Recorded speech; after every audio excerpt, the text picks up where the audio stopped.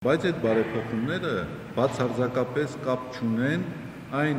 իրական խնդիրների մարտահրավերների հետ, որոնք այսօր ծառացած են Հայաստանի առջև։ Կուսակրոնության խնդրի կարգավորված չլինելը չէ, որ Հայաստանը որպես գործոն այսօր պարզապես դուրս է մղվել, իսկ որ աշխարհաքաղաքական խաղատախտակից նվազեցվել է Հայաստանի որպես պետություն դերակատարությունը։ Կուսակրոնությունը չէ խնդիր, որ Ալիևի պահանջները օրեցօր սաստկանում են։ Ես երբեք չեմ լսել, որ Էրդողանը կամ Ալիևը կամ բոլոր աշխարհաքաղաքական խաղացողները, որոնք որ Հայաստանի համար ճակատագրական հարցերում կարող են դեր ունենալ,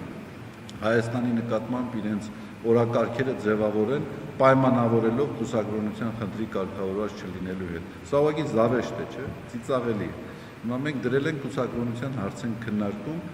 այն համատեքստում, երբ երկրի առջև ստեղծված իրավիճակները բացարձակապես դրա հետ կապ չունեն։